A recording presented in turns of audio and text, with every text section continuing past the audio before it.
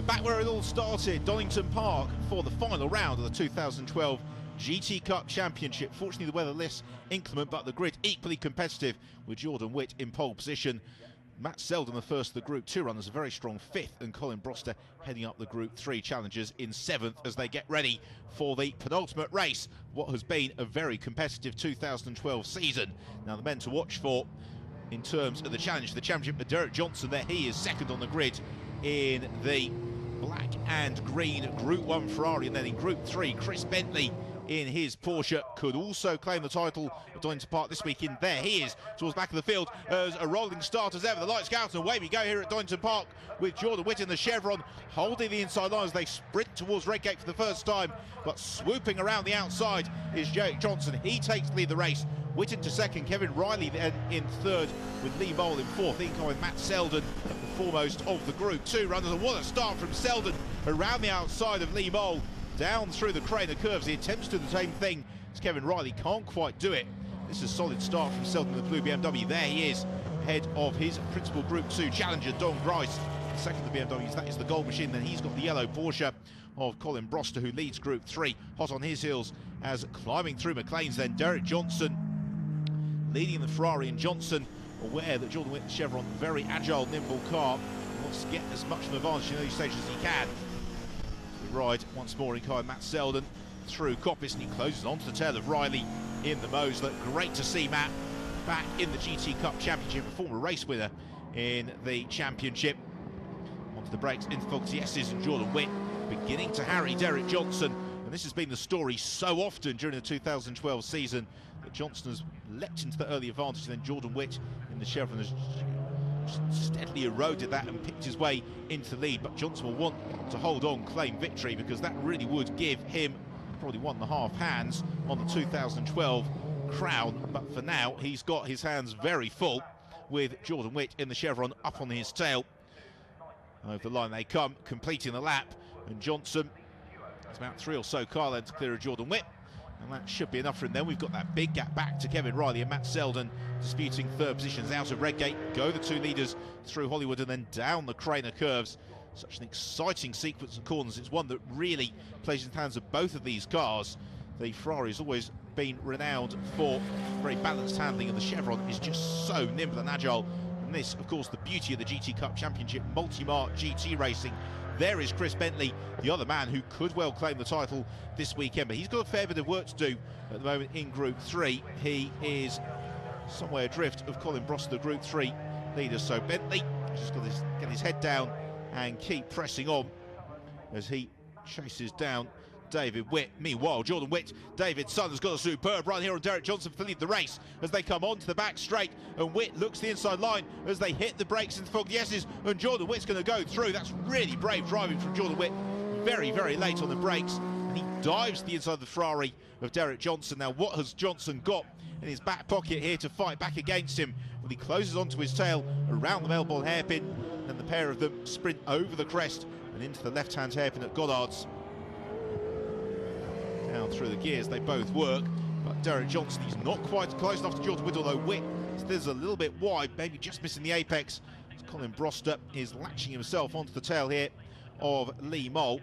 Great to see Lee in the Ginetta GT3 this weekend, making its debut in the GT Cup Championship.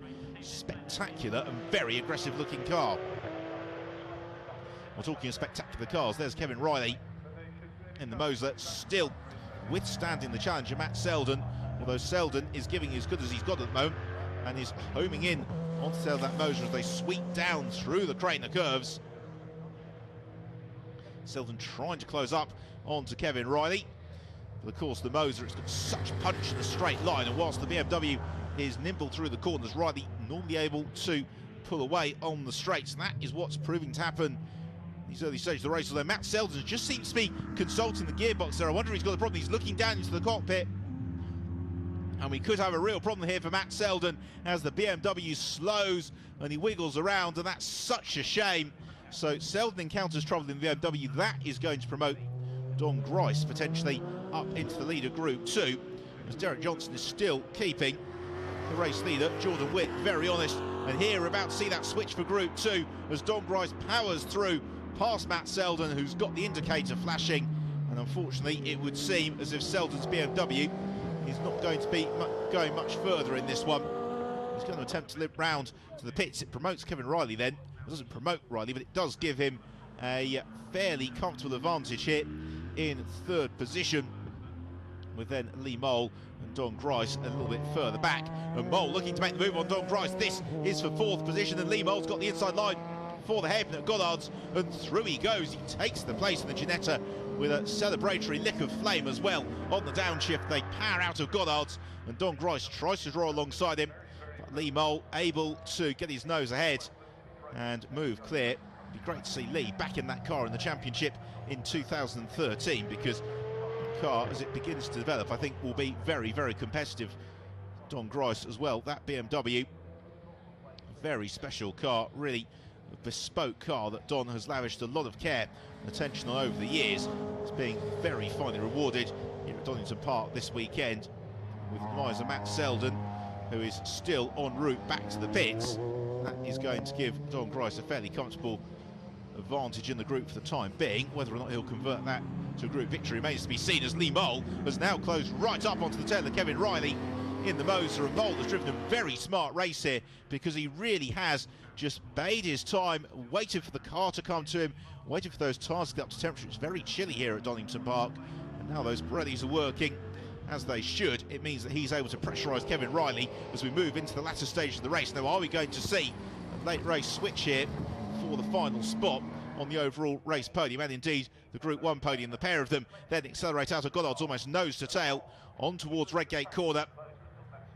Riley in the Moser, who started this season here at Donington Park in atrocious conditions with a spectacular spin at the old hairpin. Well, it's much more steady this weekend from Kevin, who has been a very strong supporter of the championship this season. Colin Broster, meanwhile, looking well set for another Group 3 victory. And Colin, he's been in superb form throughout the course of the 2012 season as he climbs through Coppice onto the back straight. Here is the Group 2 leader, Don Grice. Grice hitting the brakes, looks ahead of him around the left-hand hairpin at Goddard's.